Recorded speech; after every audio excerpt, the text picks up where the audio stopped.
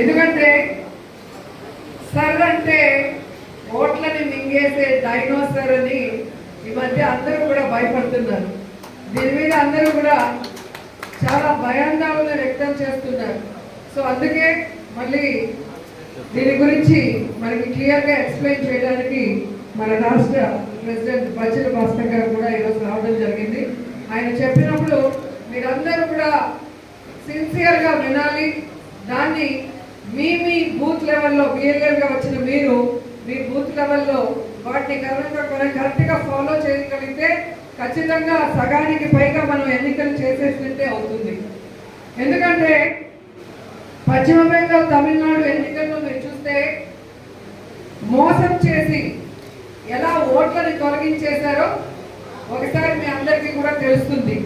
వాళ్ళు మొత్తం మీకు స్లైడ్స్ వేసి చూపిస్తారు.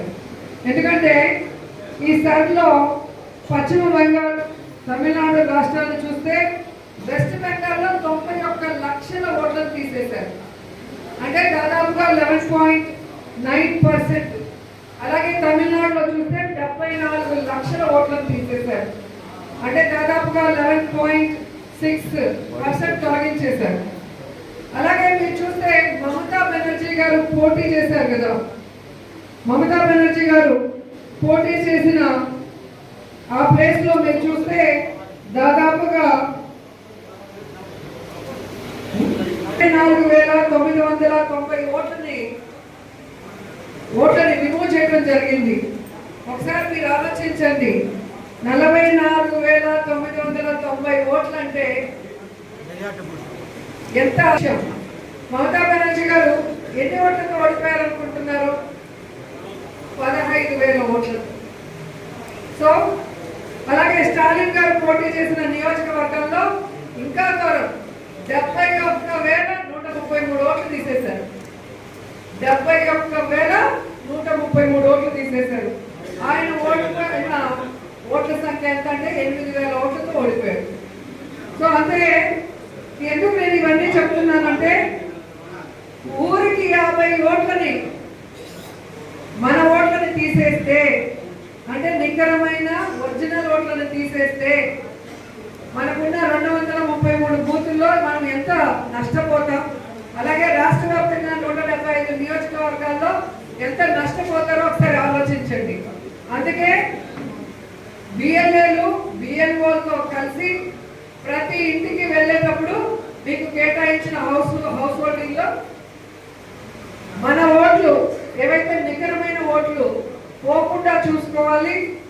అలాగే ఈరోజు అధికారంలో ఉన్న కూటమి ప్రభుత్వం దొంగోట్లని, ఎందుకు దొంగోట్లు అంటానంటే కుప్పంలో ఓట్లు ఒకసారి మీకు ఇక్కడ స్లైడ్ వేసి చూపిస్తారు. ఒక్కొక్క పేరుతో 7 ఓట్లు 8 ఓట్లు ఉన్నాయి. భర్త పేరు చూసినా తండ్రి పేరు చూసినా సేమ్ ఉంటుంది. మరి ఎలా ఉంటుందో ఒకసారి ఆలోచించండి. అలా వాళ్ళు ప్రతి చోట ఒకే మనిషి 10 ఓట్లు వేస్తే ఎంత నష్టం చెప్పండి మనకి. సో తెలుగుదేశం జనసేన దొంగోట్లని మనం ఐడెంటిఫై చేసి వాటిని రిమూవ్ చేయడానికి మనం ఏ విధంగా ముందుకు వెళ్ళాలి, దాని ప్రాసెస్ ఏంటి అనేది కూడా క్లియర్గా చెప్పడం జరుగుతుంది. సో మండల వైజ్ మనం లీడర్స్ ని డివైడ్ చేసుకుంటాం. వాళ్ళని బిఎల్ఓలని కరెక్ట్గా ఫాలో అప్ చేస్తూ ఎక్కడెక్కడ బిఎల్ఓలు ఏ రోజు వెళ్ళి బిఎల్ఓలతో కలిసి మన బిఎల్ఏలు ఓటర్ ఐడెంటిఫికేషన్ లో ఎక్కడైనా అవకతవకలు ఉంటే పెళ్ళి ఎప్పుడో వెళ్ళిపోయి ఉంటారు, వాళ్ళ ఓట్లని మనం ఐడెంటిఫై చేయాలి. అలాగే ఏదైనా జాబ్స్ కోసం ఇక్కడికి వచ్చి 10 ఏళ్ళ తర్వాత వెళ్ళిపోయి ఉంటారు. అలాంటివి మనకి కాని ఓట్లన్నింటినీ కూడా మనం ఐడెంటిఫై చేసి మీరు కనుక మండల స్థాయి నాయకులకి అందజేయగలిగితే బిఎల్ఏ ప్రెసిడెంట్గా పెట్టాం, వాళ్ళు మాకు ఇస్తారు. మేము కేంద్రం మన తాడేపల్లికి పంపించి దాని మీద ఎలా యాక్షన్ తీసుకోవాలనేది మేము దాని మీద యాక్షన్ ప్లాన్ వాళ్ళు ఇచ్చిన దాన్ని బట్టి ముందుకు వెళ్తాం. మనకు ఒక లీగల్ టీం ఉంటుంది. ఆ టీం ద్వారా ఇవన్నీ కూడా దొంగ ఓట్లని తీసేసే విధంగా మనం ముందుకు వెళ్తే మనం సగం ఎన్నికలు చేసిన వాళ్ళు అవుతాం. అంతే కదా. మనం మన ఓట్లను పోగొట్టుకుంటే ఇక ఎన్నికలు ఏం చేయగలం. సో లాస్ట్ ఇయర్ చూసుకుందాంలే ఎన్నికలు, లేదా లాస్ట్ 6 నెలలు చూసుకుందాంలే అంటే అప్పుడు చూసుకోవడానికి ఏముండదు. కాబట్టి ఇప్పటి నుంచే బిఎల్ఏలు మీకు కేటాయించిన 1000 ఓట్ల 1200 ఓట్లని మీరు వెరిఫై చేసుకొని మన ఓట్లని కాపాడుకుంటూ దొంగ ఓట్లని రిమూవ్ చేసే కార్యక్రమాన్ని చేయడం కోసమే ఈ యొక్క సర్ అనేది ఈరోజు మీకు అందరు రావాలని చెప్పడం జరిగింది.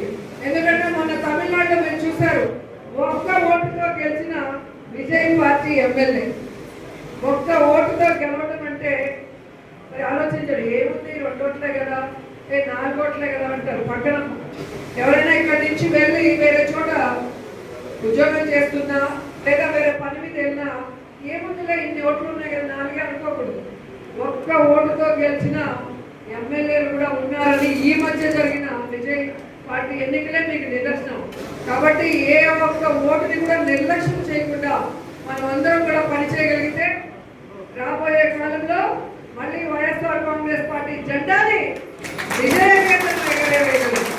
ప్రతి నియోజకవర్గంలో మనం సక్రమంగా ఈ ఓట్ల వెరిఫికేషన్ లో కనుక మనం పనిచేయగలిగితే ఈ రాష్ట్రంలో కూటమి ప్రభుత్వం చేసిన తప్పులకి ప్రజలు ఆల్రెడీ కూటమి ప్రభుత్వం మీద చాలా కోపంగా ఉన్నారు.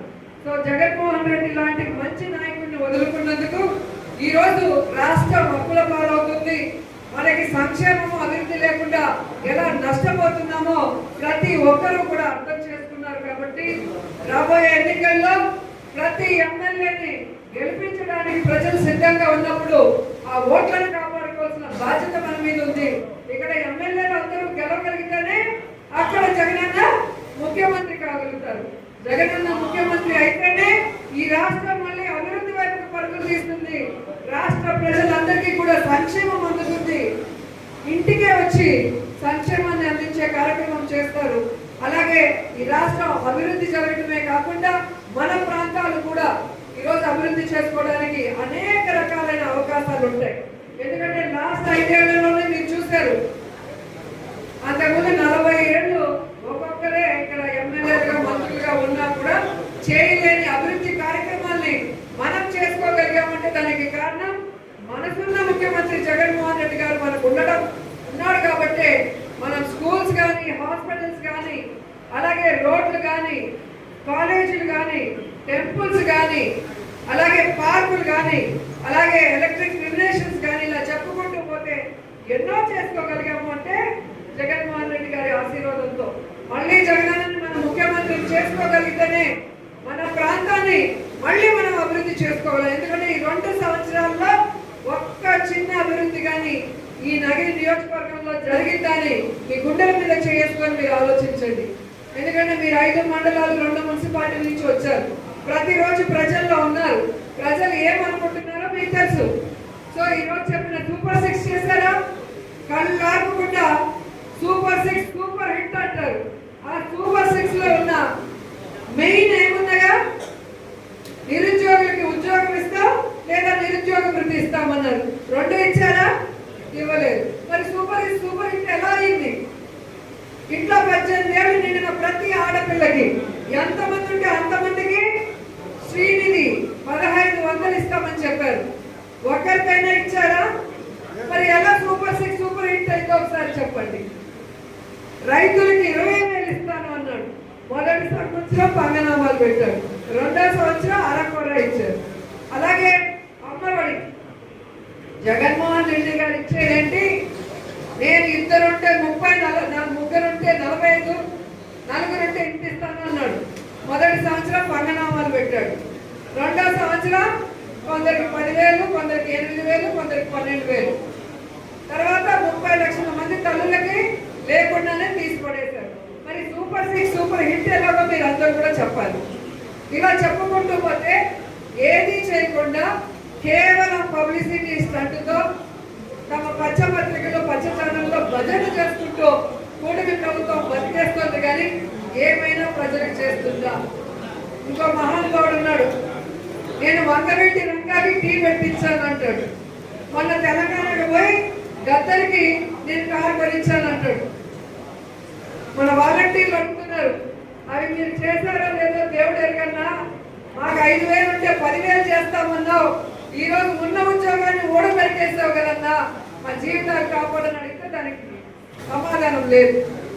నేను రాజకీయ పార్టీ పెట్టింది ముఖ్యమంత్రి కావడానికి కాదు, సుగాలి ప్రీతి తల్లి కన్నీళ్లు చూసి పెట్టాను అన్నాడు.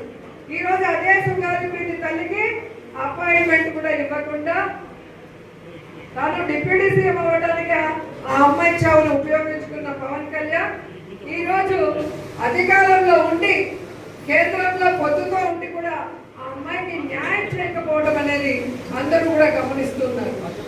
అలాగే లోకేష్, జగన్మోహన్ రెడ్డి గారేమో సచివాలయ ఉద్యోగాల్ని మెరిట్ మీద ఎటువంటి తప్పుల తడకలు జరగకుండా చక్కగా నిర్వహించి ఉద్యోగాలు ఇస్తే 15,000 ఉద్యోగాల్ని కూడా పేపర్ లీక్ కూడా కాకుండా చేయలేకపోయాడు. లీకేజ్ స్టార్ అయిపోయాడు ఈరోజు లోకేష్ గారు. సో ఈరోజు వాళ్ళకి అడ్మినిస్ట్రేషన్ తెలియదు, ప్రజలకి మంచి చేయాలన్న మనసు లేదు. కేవలం జగన్ గారిని వైఎస్ఆర్సీపీలో ఉన్న ముఖ్య నాయకుల్ని టార్గెట్ చేసి వాళ్ళని తిట్టించడం, వాళ్ళ మీద కేసులు పెట్టించడం, కొంతమందిని జైల్లో పెట్టి బ్లాక్ మెయిల్ రాజకీయాలు చేస్తున్నారు. సో ప్రజలకంతా ఇది గమనిస్తున్నారు. ఆ ప్రజలందరూ కూడా ఈరోజు కూటమి ప్రభుత్వం తరిమి కొట్టడానికి రెడీగా ఉన్నారు. కాబట్టి మన పని అయిన ఈ ఓట్ల వెరిఫికేషన్ లో మన ఓట్లని సక్రమంగా కాపాడుకోవాలి. 2-3 చోట్ల తిరుపతిలో ఉన్నవాళ్ళు నగిరిలో ఉన్నారు, తిరుపతిలో ఉన్నవాళ్ళు విజయపురంలో ఉన్నారు. ఎందుకు చెప్తున్నానంటే మన మండలంలో ఉన్న వాళ్ళంతా పిల్లల చదువు కోసము తిరుపతికి పోయి ఉంటారు. కానీ ఎక్కడో ఒక చోట ఓటు పెట్టుకోవాలి, 2 చోట్లంతా పెట్టుకోకూడదు. కానీ ఈరోజు ఎక్కడ పడితే అక్కడ 6-7 ఓట్లు పెట్టుకొని ఏ విధంగా మోసం చేస్తున్నారు. ఆధార్ లింకేజ్ ఇవ్వమంటే ఇవ్వరు, ఎందుకంటే దొంగ ఆట ఆడాలి కదా. మొన్న ఎన్నికల్లో కూడా మనం వెరిఫై చేస్తే తెలుగుదేశం సంబంధించిన వాళ్ళు పుత్తూరు రూరల్లో ఉన్న వాళ్ళు పుత్తూరు మున్సిపాలిటీలో ఎంతమందిని మనం ఐడెంటిఫై చేసి వాటన్నిటికీ ప్రూఫ్తో బట్టి తీయించడం జరిగింది. సో ఇప్పుడు మళ్ళీ వాళ్ళు ఈ 2 నెలల్లో చేస్తుంటారు మళ్ళీ అప్లోడ్. వాటన్నిటిని ఎలా మనం తీయించాలి, వాడు ఎక్కడైనా పెట్టుకొని, ఒకటి రూరల్లో పెట్టుకో లేదా మున్సిపాలిటీలో పెట్టుకో, కానీ ఒక ఓటే పెట్టుకో. తిరుపతిలో పెట్టుకుంటావా, నగర నియోజకవర్గంలో పెట్టుకుంటావా, నీ ఇష్టం, ఒక ఓటే ఉండాలి. దీని మీద మీరు సీరియస్ గా కనుక వర్క్ చేయగలిగితే ఇప్పుడే మనం చెప్పొచ్చు, ఖచ్చితంగా నగిరిలో మళ్ళీ వైఎస్ఆర్ కాంగ్రెస్ పార్టీ జెండాని మనం విజయవంతంగా ఎగరవేస్తామని చేసుకుంటూ. సో ఈరోజు సార్ మీద డీటెయిల్ గా చెప్తారు. ప్రతి ఒక్కరు చివరి వరకు ఉండి పూర్తిగా విని మీ గ్రామాలకు వెళ్ళి మీ పరిధిలో ఎన్ని హౌస్ హోల్డ్స్ ఉన్నాయో అన్నీ కూడా మీకు ఇస్తాము. ఓటర్ లిస్ట్ ఇస్తాము, పాత ఓటర్ లిస్టు, ఇప్పుడు వచ్చిన కొత్త ఓటర్